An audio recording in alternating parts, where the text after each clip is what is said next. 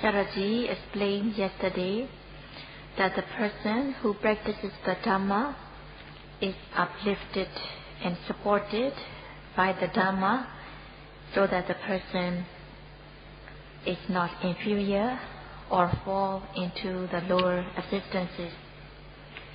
So the Dhamma protects, uplifts, and supports the practitioner, so that the practitioner will not be inferior or fall into lower existences. And also, Dhamma helps and protects the person, the practitioner, so that the person's round of existences will not be long. So in this way, Dhamma helps, uplifts, and protects the person whoever practices systematically, so that the person will not fall into lower existences. It means that the person who does not practice the Dhamma will not be uplifted or supported by the Dhamma.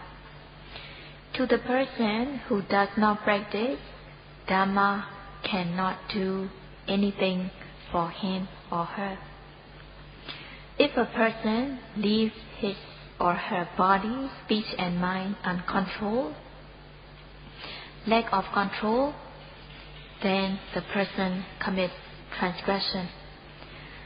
If one indulges in gross, medium, and refined form of defilement, such as raga, dosa, moha, then there will be transgression, and so on.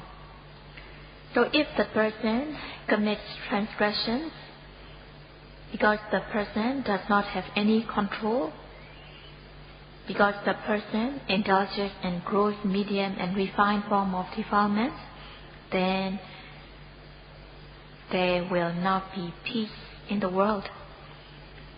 The world will be ruined if there are a lot of people who lack control of their body, speech, and mind. So such people, they cannot differentiate which is correct or which is wrong path. They do not know distinctly between what is Dhamma and what is Adhamma. Dhamma is the correct path that can lead to the destination. Adhamma is the wrong path, and by walking on this wrong path, one will meet suffering and harm. By following the path of Dhamma, one can reach the true destination. People who travel, they do not want to end up in problem or suffering, but everyone wants to meet good things, good situation when traveling. In order to avoid harm and danger, one needs to follow the path that Buddha had guided. So it is the duty of the person, whoever wants good things, to follow the path that Buddha had guided. Failing to walk on the correct path, one will not reach the destination, but instead one will meet harm, suffering, and danger. There are two paths, the correct path and the wrong path. By walking on the wrong path, one meets suffering, danger, and harm.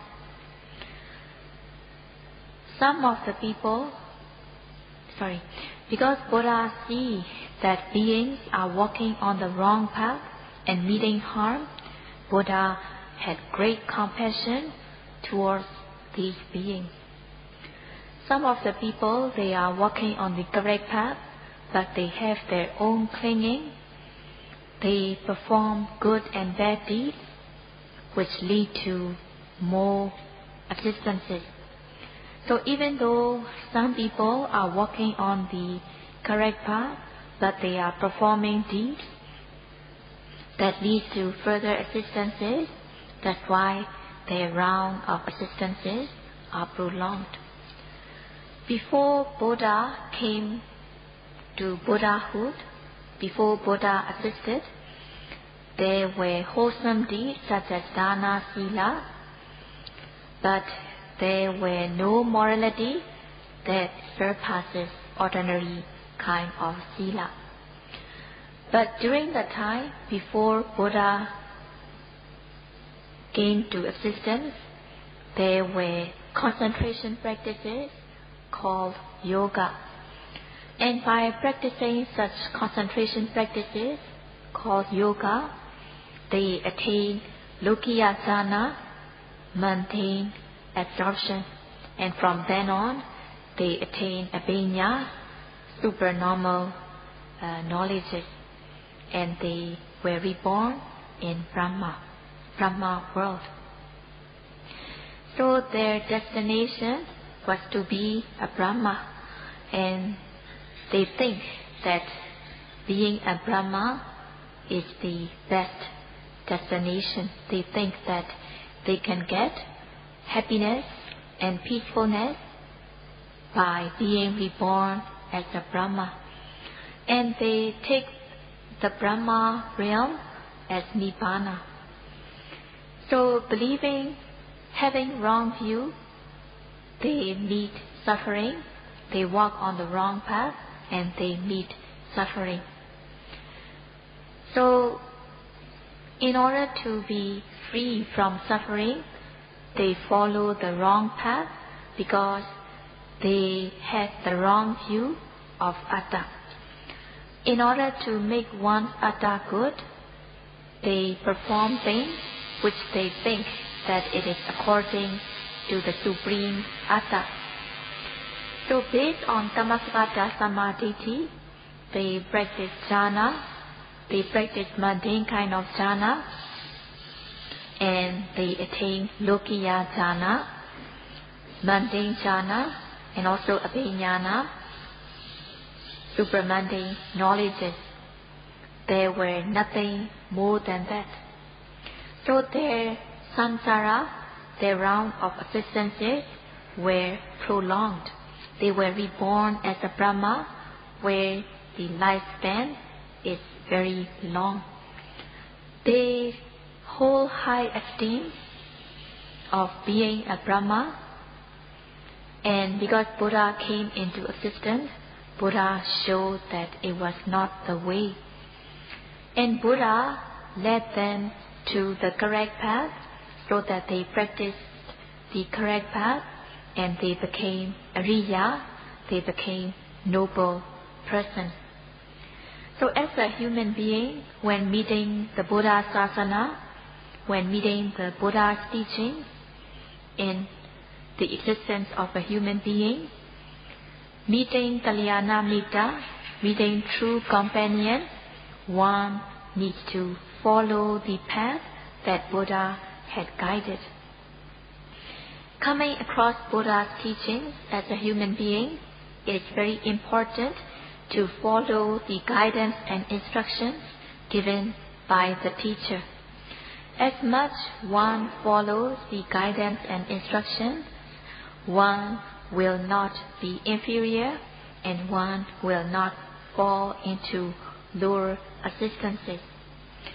Coming across Buddha's teachings as a human being, one needs to practice Satipatthana meditation at least till one attains the stream, at least one attains the first path and fruition knowledge.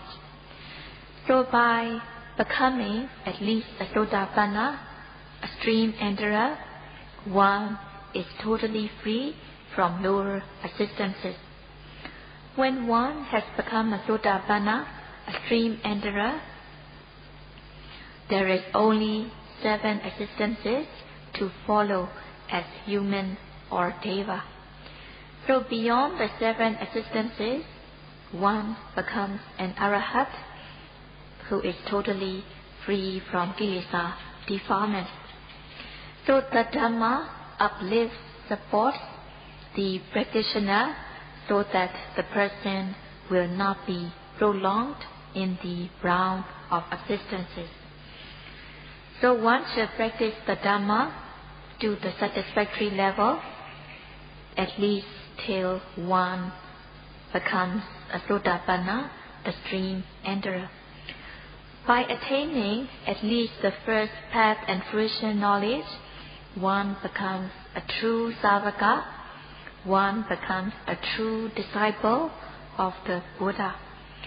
So it is very important to practice Satipatthana meditation to the satisfactory level, at least to become a Sotapanna, so that one becomes a genuine disciple of the Buddha when one comes across the Buddha's teachings as a human being in this very life. If one cannot attain at least the first path and fruition knowledge, one can still be persuaded by other beliefs. That's why it is very important to practice at least till one becomes a Sotapanna, so that one has assurance, one has guarantee in this round of existences. Yesterday, Saraji said that the Dhamma uplifts the person who practices the Dhamma. By practicing the Dhamma,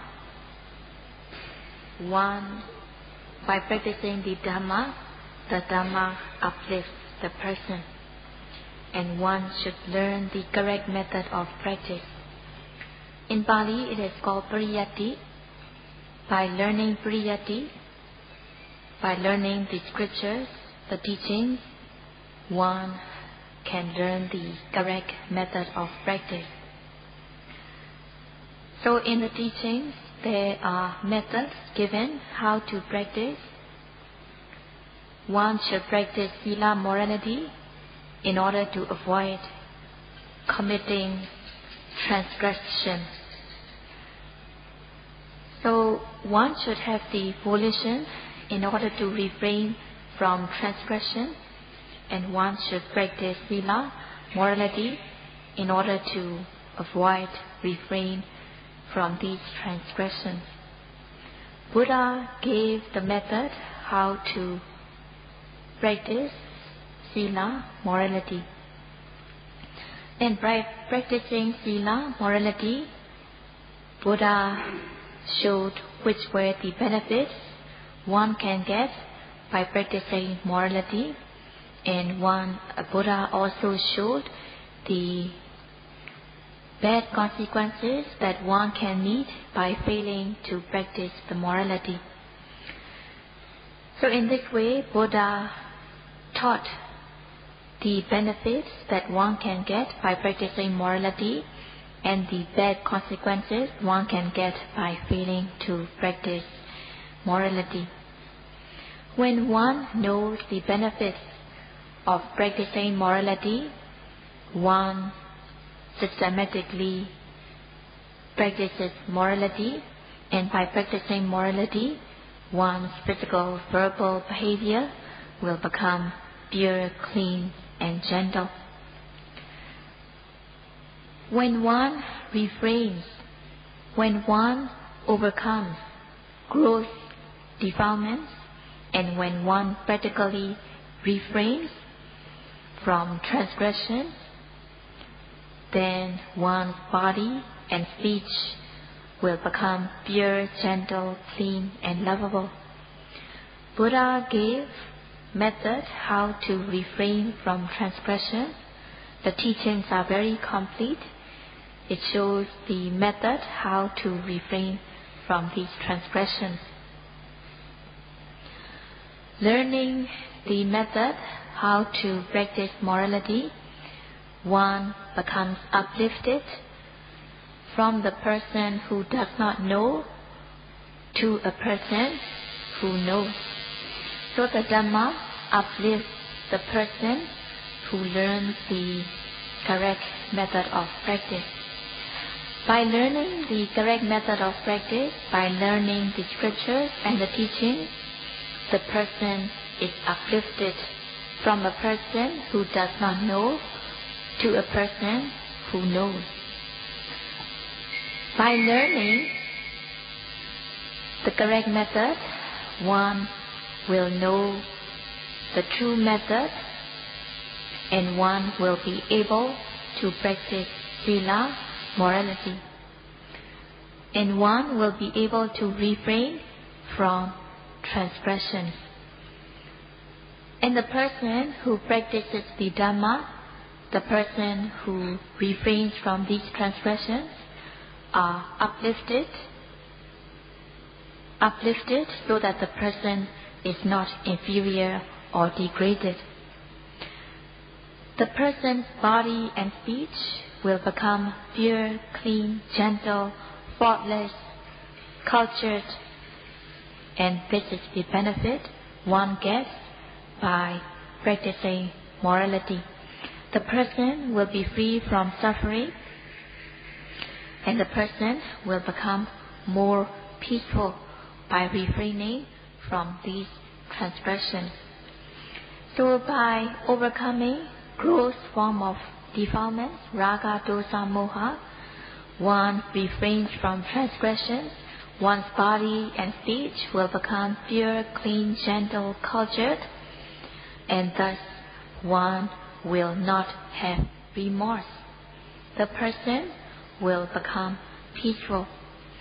Whenever one thinks of one's morality, one feels joy and satisfaction, and one's life will become more peaceful.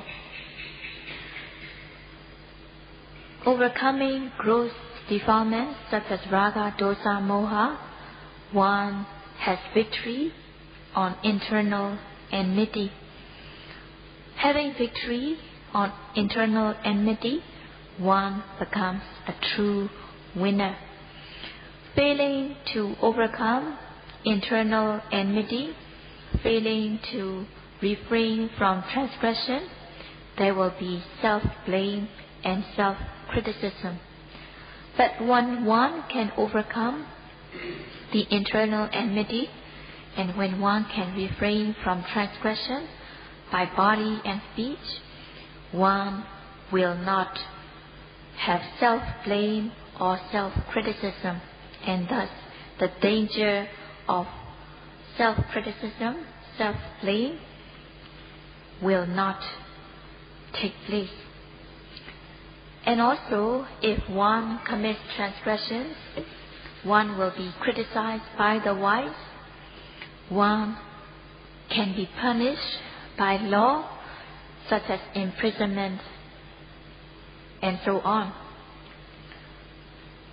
So based on one's transgression, one can meet dangers such as self-criticism, being blamed by others, and also punishment by law.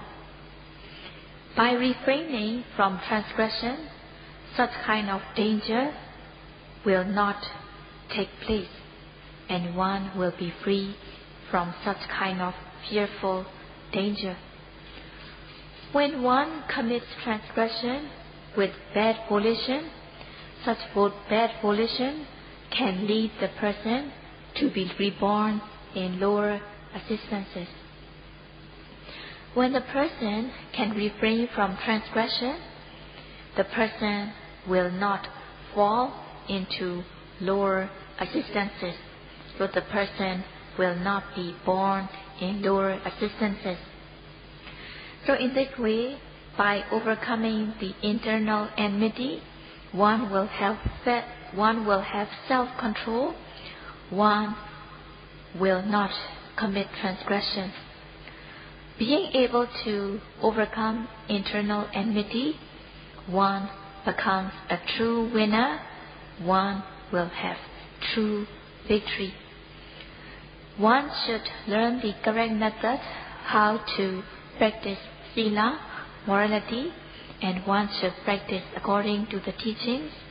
One should refrain from transgression by practicing sila, morality, so that one's body and speech will become pure, clean, gentle, and also one will not meet harm or danger.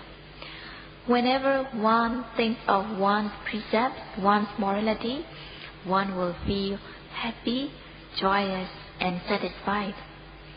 And also, whenever one thinks about one's own morality, not hurting or harming others, one feels satisfied with one's precepts and morality. So in this way, one practices the Dhamma, and the Dhamma uplifts the person so that the person becomes pure, clean, gentle, and cultured. So one should practice the Dhamma.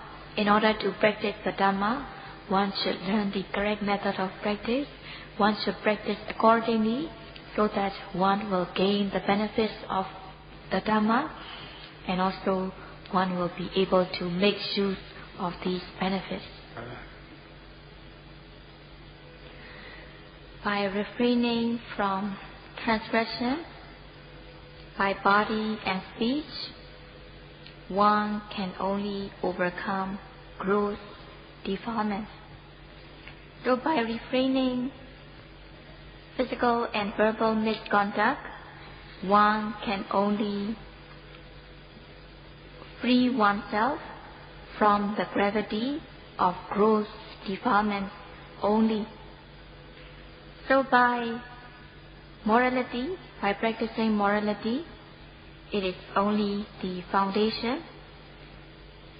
One is a true human by practicing morality.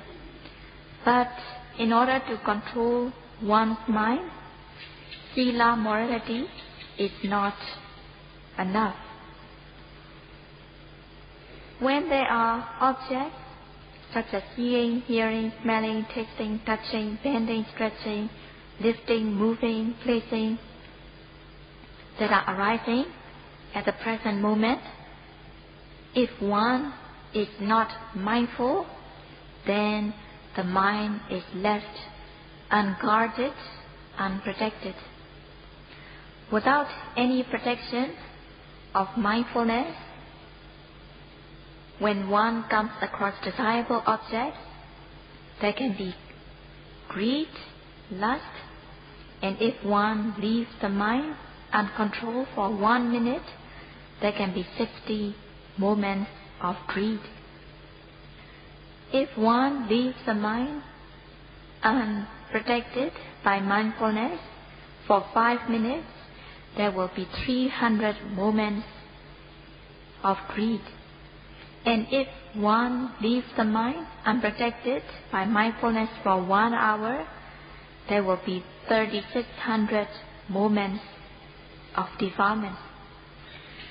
So, if the mind is not protected with mindfulness, and if one comes across undesirable objects, there can be anger, hatred, aversion, and so on. And one will hold this anger for a longer period of time. If there is lack of mindfulness, the mind will not be calm or collected, and thus the person does not have a human knowledge. So it is because the person lacks mindfulness. Without mindfulness, when the person comes across desirable and undesirable objects, there can be greed, hatred, aversion, so on. These defilements, such as raga, dosa, will arise without any control.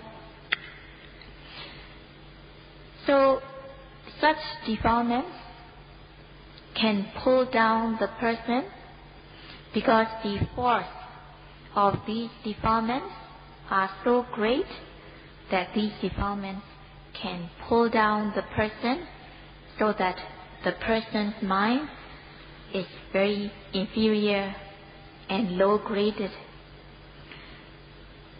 In order to uplift oneself, one needs to practice another kind of training called Samadhi Sikkha, Samadhi training. If there is lack of mindfulness, if one does not practice Satipatthana meditation, the person will be constantly pulled down by the gravity of defilements. So just as the gravity of earth pulls down objects so that the object cannot be lifted up, even though an object is thrown into air, it will go up for only a moment, but it will come down due to the gravity of earth. In the same way, if one does not have mindfulness, then the gravity of defilements will pull down the person so that the person's mind becomes inferior and low class. In order to uplift one's mind, in order to struggle oneself from the gravity of defilements, one needs a very strong pushing force in order to struggle oneself from the gravity of defilements. So one needs atapa, ardent effort, so that the mind will be lifted away from the gravity of defilements. So one should not be in a cold manner. One should constantly be active, alert, and ready ready to note the presently arising object. As much one has atapa, as much one has ardent effort, the more one's mind will be free from the gravity of defilements. So the stronger the ardent effort is, the more one will be free from the gravity of defilements. Saraji gives an example of a spaceship or a shuttle. In order to launch a shuttle, fuel must be burnt in order to propel the shuttle into the space. So the fuel must be burnt, the first stage, in order to propel the space shuttle, and again fuel must be burnt, a second stage, in order to propel the engine, to propel the spaceship, and thirdly, again the fuel must be burnt in order to propel the spaceship, so that the spaceship will be propelled into space where it is free from gravity. When the spaceship is totally free from the gravity of the earth, both the spaceship and the man and the astronaut will become weightless. So in the same way, one needs to have ardent effort so that one will be free from the gravity of defilement. In order to struggle one's mind from the gravity of defilements, one should assert ardent effort. One should constantly assert ardent effort so that one does not miss or fail to note any object. Being able to be mindful, there will be sati and samadhi, mindfulness and concentration. Mindfulness and concentration will become stronger and stronger as the yogi asserts ardent effort in noting the object. When there is sati and samadhi, mindfulness and concentration, the mind will have more protection away from the Kilesas defilements. The stronger the ardent effort is, the more the person will be away from the gravity of Kilesa defilement. Yogi who is entertaining Priyuttana Kilesa, who is entertaining obsessive form of defilement, it shows that the person, the yogi, lacks mindfulness. Lacking mindfulness in the practice, the obsessive form of defilement can arise in the mind, and the mind will be inferior and low-graded. So yogi can reflect himself, herself, at the time one is noting properly. Sati and Samadhi, mindfulness and concentration will be strong. At the moment when mindfulness and concentration are strong, even though yogi comes across desirable and undesirable objects, but yogi will not have greed or aversion, because his or her mindfulness and concentration is strong. At times, Kilesa defilement does not arise, and thus yogi even thinks of himself, herself, that he, she no longer have Kilesa defilement. When the mind is free from the gravity of Kilesa defilement, the person has a humane mind. How can one struggle oneself from the gravity of defilement? One should be mindful every time the object arises. Every time the object arises, one should guard and protect the mind with mindfulness. If one does not know the correct method, one will be inferior. By learning the correct method, one will be uplifted. And by practicing according to the correct method, one will be free from the gravity of Kilesa defilement. When one is free from the gravity of Kilesa defilement, then there will be Paviveka Sukha. One will gain happiness being alone in the practice. And also, there will be Vipassana Sukha when the mind is free from defilements such as raga and so on. And when one gains knowledge, there will be Sambodha Sukha.